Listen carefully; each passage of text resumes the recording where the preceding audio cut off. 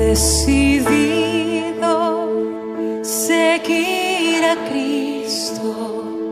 He decidido seguir a Cristo.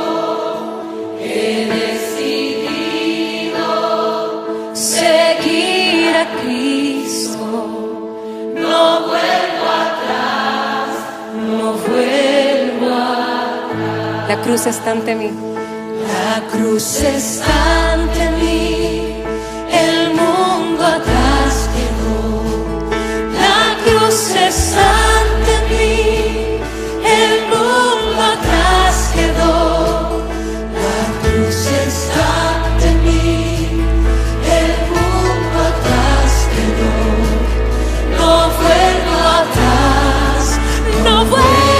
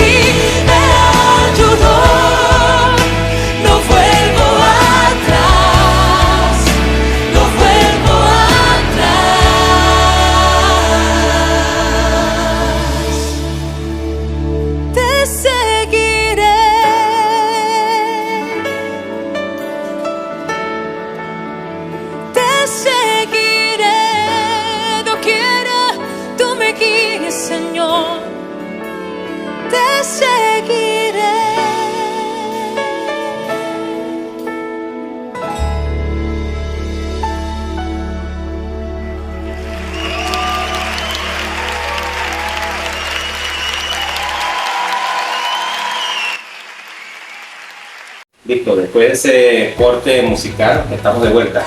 Estamos hablando de la cruz y lo importante que fue ese acontecimiento, de símbolos. También hablamos en el post anterior, la sombra y figura de ese macho cabrío que se cuidaba desde pequeño, que no tuviera mancha, que no tuviera ningún tipo de defecto. Por eso es que bueno, ¿verdad? Eso que siempre hablamos, que tenemos que conocer la historia del Antiguo Testamento para saber de qué se trata todo lo que hizo Jesús, que Dios nos venía preparando desde antes, enseñándonos con la sombra y figura, para que entendiéramos cuando Jesús hiciera ese sacrificio en la cruz, de qué se trataba, que fue desde un principio. Creo que Jesús habló que Él nos venía preparando desde Génesis. Sí. Lo que dijiste sobre el arca de Noé, el huerto de Edén, creo que también dijiste. Sí, el mismo cordero en lugar de Adán y Eva. Exacto, también el cordero que apareció con Abraham y Isaac. Y bueno, todas esas historias que están en el Antiguo Testamento nos hablan y nos va preparando para todo lo que iba a acontecer. Hay que entender que eso era sombra y figura. Y que lo que sucedió en la cruz era para que eso se terminara también. Ahí se dice una parte de las escrituras donde dice que todo fue clavado en la cruz y que de ahí para adelante es otra cosa. También tenemos que explicarle a la gente que no debemos quedarnos en la cruz. Correcto. Ese es una mala enseñanza donde todo el mundo enseña es la cruz y se quedó en la cruz. Porque Jesús murió en la cruz, fue sepultado y resucitado. Entonces son unos pasos que hay que seguir y no nos podemos quedar lo que es en la cruz. También en los comentarios que estaba haciendo Medardo y Jesús sobre esa muerte en la cruz, y que antes del día de reposo, que tenían que bajarlo rápido. También es sorprendente que las personas lo dejaban sufrir tanto hasta que ellos murieron, pero Jesucristo parecía que querían que se acabara rápido su muerte. Sin embargo, Dios permitió que él muriera antes de lo previsto. Tanto así que no le quebraron las piernas como tienen como costumbre los por soldados romanos. También hablamos de las personas que se arrepintieron y se dieron cuenta de lo que era Jesús. También hubieron unos soldados que están en la Biblia y dijeron, oye, verdaderamente este hombre era de Dios. Entonces se arrepintieron a lo mejor por lo que hicieron, pero ellos no entendieron de que tenía que ser así. Igual que Judas se arrepintió, pero también él no sabía que tenía que suceder. Fíjense que entendió el suceso a su manera y a su tiempo. También comentamos sobre personas que están montadas en una cruz, pero amarraditos con cabulla, unos posapiés donde no tienen clavos y están guindaditos ahí, y ellos dicen que está crucificado. Sí. Tampoco debería ser así. Una de las cosas sorprendentes de la Escritura es que Cristo fue el personaje más esperado en la historia bíblica y fue en su tiempo el personaje que había sido esperado, pero también fue el personaje ignorado. Podríamos decir que desde el Génesis, Cristo viene, el personaje o la figura de Cristo se esperaba. ¿Por qué se esperaba? Porque la Escritura dice que bienaventurado el varón que rompe matriz. Toda mujer que daba a luz un hijo varón al principio como primogénito, lo criaba como si él fuera el Mesías. Toda mujer que daba a luz un hijo varón esperaba que ese niño fuera el Hijo de Dios. Por eso cuando María la ven, dicen, bendita tú entre todas las mujeres. ¿Por qué? Porque toda mujer que daba luz, inclusive la reina, la princesa, la doncella que salía embarazada y que las mujeres de los reyes que daban a luz, ella, además de esperar el Mesías, esperaban un rey, ¿verdad? Un rey que luego fuera coronado por el Padre o que sustituyera al Padre. Pero cada mujer en el Antiguo Testamento que daba luz un hijo varón siempre esperaba, estaba a la expectativa de que ese fuera el Hijo de Dios. María fue la escogida, bendita entre todas las mujeres, donde Dios usó el vientre de María para poner a su hijo.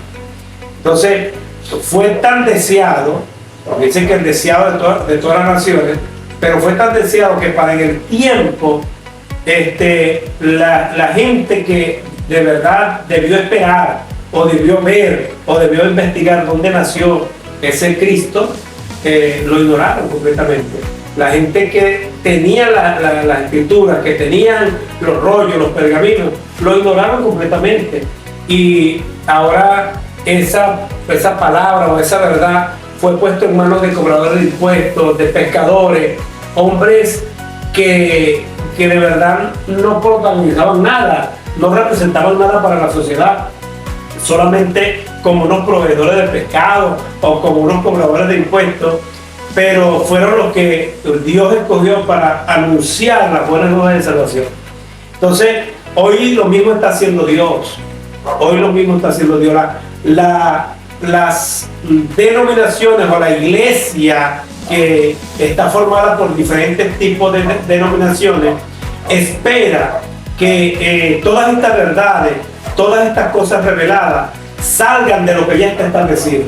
Pero Dios está levantando, hermanos, Dios está levantando un remanente que no tiene nada que ver con lo eclesiástico o no tiene nada que ver con el tumulto, con el montón de iglesias o vamos a decirlo del reinado de iglesias que hay, de esos grandes, entre comillas, pastores y evangelistas.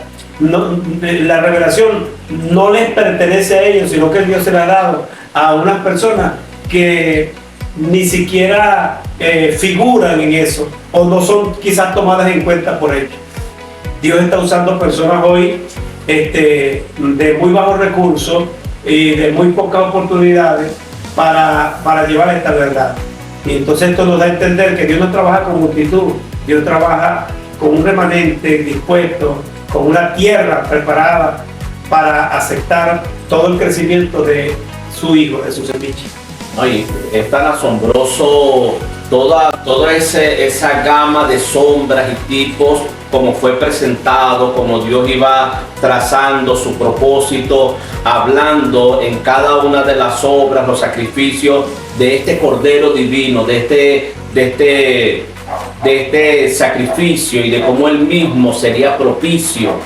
¿Por qué? Porque ese Cordero que se anunció allá en Génesis 3:15, encontramos a Jesús en la oración de Lucas 18, aquel hombre que estaba en la puerta del templo, que no se sentía ni siquiera capaz de entrar. La palabra que pronuncia aquel publicano, aquel pecador rechazado por los fariseos, por la religión de aquel entonces, él dice: Dios, sé propicio a mí, pecador. Entonces este hombre, Jesús está como si fuera proyectando que este hombre estaba viendo el Calvario, estaba viendo la cruz, porque fue allí donde Jesús fue propicio. Él fue propicio, hablando de idóneo, solamente Él. Pablo dice en Romanos capítulo 5, versículo 6, pero Cristo, cuando aún éramos pecadores, débiles, a su tiempo murió por los impíos. Él fue propicio. Él fue el único que pudo cumplir las demandas de este Dios con una santidad tan elevada, tan alta. Entonces, pero cuando uno ve los tipos y sombras de cómo Él se iba a manifestar y cómo Él iba a presentarse, cuando se presenta, nadie lo conoció, nadie lo reconoció. ¿Cómo esperaban ellos al Mesías? Bueno, he oído mucho que lo esperaban en un caballo blanco, bien llamativo, con espadas y lanzas y con guerreros y con un ejército, porque aquel pueblo de Israel esperaba una libertad natural, esperaba una libertad del yugo romano, pero el Mesías no iba a preparar por algunos miles de años para libertar de algo natural. La libertad era para algo trascendente, la libertad era en otro ámbito, la libertad era en lo espiritual. Y como dijo Medardo, vino a salvarnos, a rescatarnos de nosotros mismos, claro, porque el hombre fue el que destruyó al hombre, o se autodestruyó, él mismo se produjo su propia muerte. Bueno, entonces, así como Jesús se presentó, estaba entre ellos y ellos lo seguían esperando, y hasta hoy yo oigo rabinos diciendo que ese Jesús del que habla la Biblia, ese es un hereje, eso es mentira, que él no ha venido. Y hay una parte del pueblo de Israel que todavía lo espera. Y se puede decir que así mismo está la iglesia de hoy. Y quizás hay que decirlo con un poco de tristeza. Están esperando ver a Jesús. Jesús ya estaba entre ellos en aquel tiempo y hasta hoy todavía lo están esperando.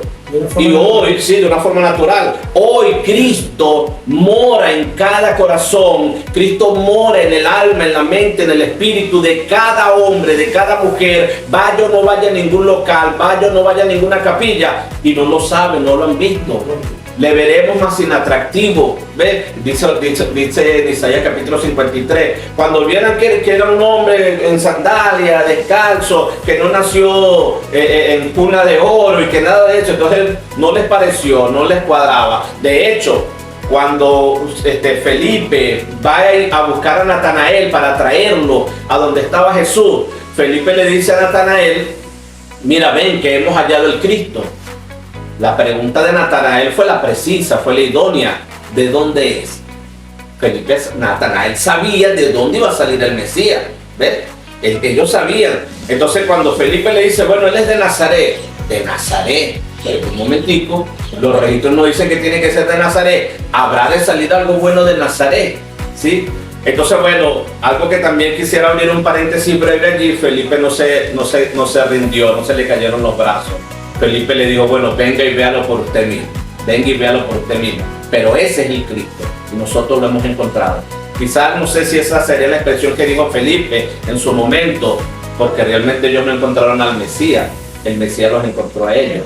Nosotros no encontramos a Jesús, nosotros no encontramos a Cristo, Él nos encontró a nosotros. ¿Y cómo nos encontró? Como se le dice en Ezequiel 16, al pueblo natural. En tu sangre, cuando te vi en tu sangre, cuando te vi en tu vida de pecado, cuando te vi que nadie daba ni medio por ti, yo te vi, yo te redimí, yo te compré, yo te hice mío, hablándole a este pueblo ahora espiritual. Yo te vestí, yo te también. Por eso dice Juan capítulo 1, versículo 10. En el mundo estaba y el mundo por él fue hecho, pero el mundo no le conoció. O sea, le vieron pero no le conocieron. A los suyos vino y los suyos no le recibieron. Él estaba dentro de ellos, estaba junto a ellos y aún no le veían. Y lo impresionante que no es tanto, bueno, ahí aparece el mundo, pero el pueblo que lo esperó con ansiedad, ese pueblo, porque lo esperó, ellos esperaron un rey, ellos esperaban un rey, y lo esperaron y no lo reconocieron, no lo vieron, pues. Porque hasta los días de hoy todavía no lo reconocen. Y todavía, sí, correcto. Hasta los días de hoy no lo reconocen. Sí. Como decía Jesús hace rato, aún hay religiones o rabinos que aún le esperan y que aún dicen que aquel que vino no era. Sí, entonces hay una batalla entre el sistema, podríamos decir en el sistema católico y evangélico, tratando de demostrar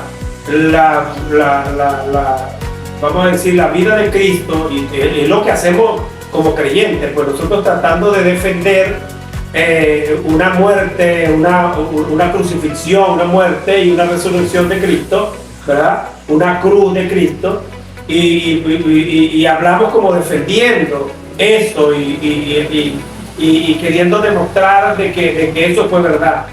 Pero yo por años yo he pensado que todo eso que Cristo hizo no necesita defensa. Cristo, por toda la historia, por todos los siglos que han pasado, Cristo ha sido su propio defensor. Cristo ha demostrado que sí existió y que sí existe todavía y que vive entre nosotros todavía. Correcto. Jesús, como esta cruz de la que estamos hablando, como esa Pascua, ese sacrificio que nos propicia o que nos proporcionó esta vida con la que contamos hoy. Pablo dice, hablando de Cristo como la Pascua que ya fue celebrada, y es Cristo, ¿sí? Y vemos a Jesús diciendo, mirad a mí y sed salvos. ¿Por qué? Porque tuvo su ministerio, hizo todas las señales que hizo todos los prodigios que hizo, y sin embargo la gente, cuando tuvo que pedir entre Barrabás y Jesús, pidieron a Barrabás.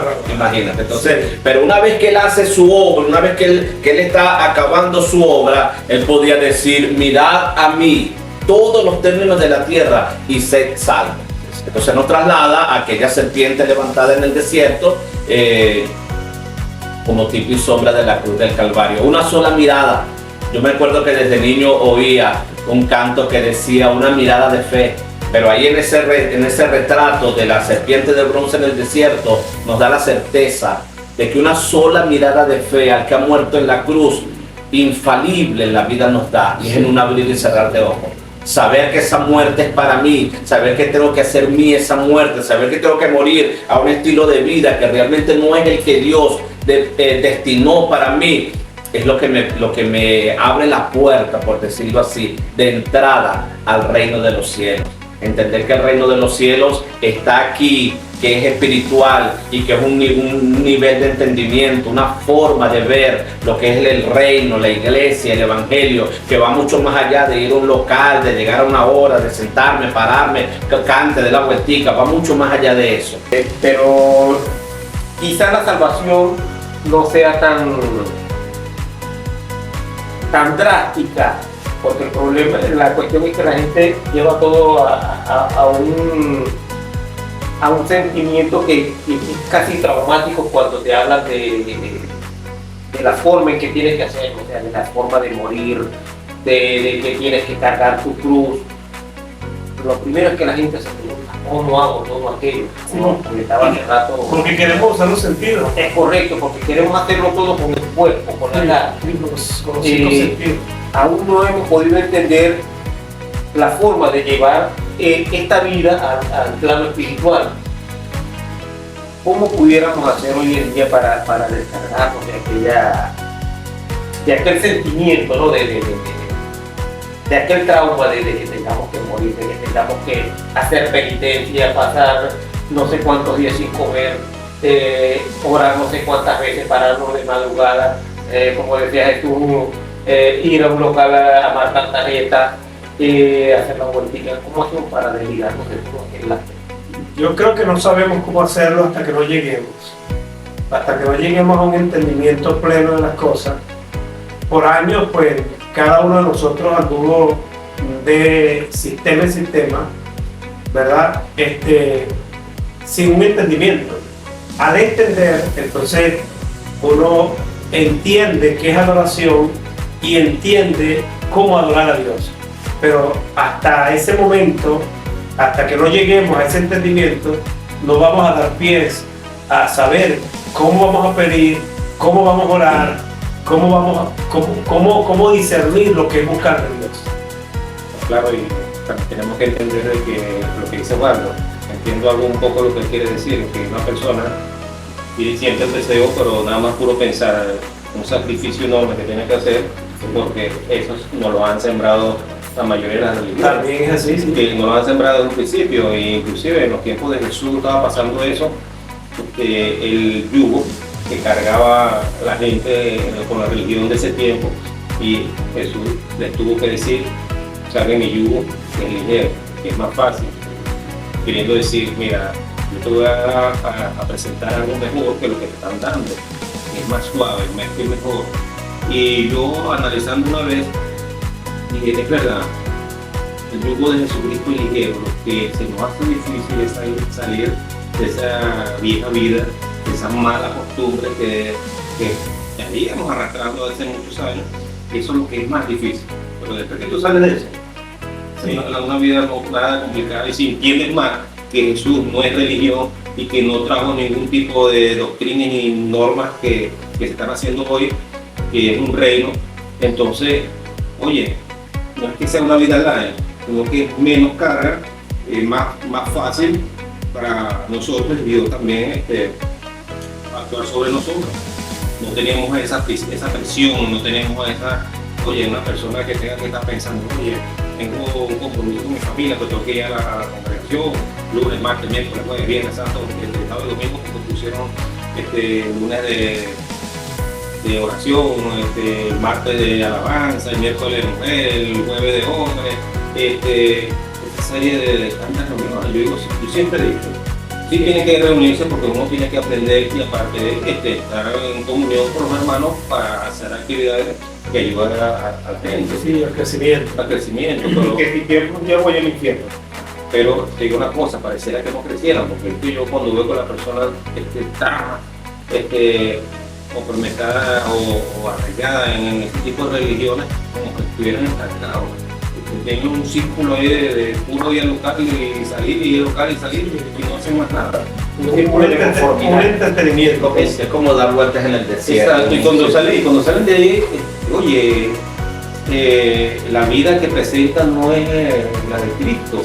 Entonces, mira lo que... No, yo quiero saber nada de evangélico, porque para ser como el evangélico podemos estar, o la evangélica podemos estar, que es más chismosa, y aquel que es más tracalero, y dice que es cristiano con su Biblia. Oye, da vergüenza a veces, de hablar con personas porque han demostrado un mal han demostrado un mal Cristo. Y bueno, hablamos también de que estamos esperando. Y no es nada más los rabinos de Israel o alguna secta religiosa, los mismos cristianos de hoy día todavía no han conocido a Jesucristo. Todavía esperan un Cristo así como ellos creen que leyeron en la Escritura. Porque hemos hablado mucho de que la Escritura desde el principio se habló de que venía lo que dijeron ustedes. Cada mujer que daba un niño, salía embarazada y era un varón, y ella tenía la esperanza que podía ser Cristo. Tanto así que Herodes y algunos reyes mandaron a matar a todos los niños porque no sabían de dónde iba a salir. Entonces no mataron a todos, que sean varones, mataron a todos ellos. Ellos sabían que venía un niño que ellos también leyeron más, que venía a libertar o a reinar, y que le iba a quitar reinado. Tampoco entendieron que el reino de Jesucristo era diferente. Y las mujeres salían embarazadas, y si era varón, pues tenían la esperanza de que fuera varón, que fuera el rey también, el Salvador. Y porque eso estaba escrito, pero lo leyeron mal, porque leyeron o entendieron que Jesucristo venía de una forma y que iba a hacer otra cosa que era muy diferente a lo que hizo. Que él como lo dijeron, no, Jesucristo lo vamos, viene a libertarnos y ellos dicen, sí, tenemos un yugo que nos está sometiendo, que era el Roma, el Imperio Roma. Y si llega el Salvador, él se va a quitar con los ángeles que trae como ejército, lo va a derrocar, él se va a montar ahí como rey y nosotros vamos a reinar sobre toda la tierra. Ustedes se imaginan si el Cristo se fuera a montar como rey y Israel fuera tremendo gol. Por cierto, ¿no? Eso se le dijo que puesto le iban a dar, si era de canciller. Sí, bueno, y ellos esperaban un Cristo así, hoy día lo están esperando también así, o lo conocen así. Y entonces, porque leyeron mal y entendieron mal, se le aparece a Jesucristo, el hijo del carpintero, muy humilde, dice no es que no es. Y hoy día tú le preguntas a la mayoría de los cristianos, a cuál Cristo conocen, y unos catiritos azulitos, así rizos de oro, y no se venga, y no es el que verdaderamente habla la Escritura. Quiere decir que estamos adorando una falsa Tremendo. Y se pudiera decir que el mismo Jesús, y lo digo con reverencia, era como una figura, una misma sombra, una misma sombra, aunque él es la sustancia, pero él hasta la cruz viene siendo como aún en esa figura de ese cordero, porque él es el cordero de Dios. Pero ya el Cristo que sale del sepulcro, ya dijera una canción por ahí de un hermano que canta música llanera, fuera del ser. Es el que se desconoce. Bueno, ese diste en el clavo, por eso que hablamos hace rato, que no nos quedemos puros en la muerte, en la cruz, porque nosotros predicamos y enseñamos. Tú escuchas la mayoría de los predicadores o maestros que hablan de Jesús y más, le ponen un nombre, a veces le ponen un apellido, le ponen una profesión para alargar un poquito el nombre de Jesús, y otros dicen no le digan Jesús, sino que le dicen Yeshua. Jesús es Mashiach. Entonces se queda en el nombre de Jesús, pero cuando Él resucita, pasamos otra cosa, hubo la transición y ya no es Jesús, ¿sabes? Ya no es el mismo Jesús que nosotros leímos en la Escritura, el que caminó, el que comió, el que fue crucificado, el que resucitó. Es otra cosa, ya no es natural, sino que es espiritual. Y yo creo que ya no podemos hablar de la persona como tan natural, sino que tenemos que hablar de él que resucitó. Correcto. Lo que sale de Jesús es Cristo, que es el que se debe hablar, y Cristo es espíritu. Cristo no se puede ver con nuestros ojos naturales, así como dice Lucas 17:21, que dice que el reino no viene con evidencia ocular. ¿Me entiendes? No dirán, henlo aquí, mírenlo allá. ¿Me entiendes? No viene no se va a ver con estos ojos. O sea, Cristo no se puede ver con estos ojos. Cristo hay que verlo con otro tipo de ojos.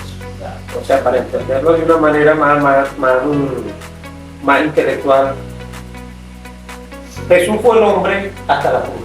Fue un hombre. Es correcto. Después de la cruz fue Cristo. Sí, lo que dice Isaías 9:6, sí. Un niño nos es nacido, un hijo nos es dado.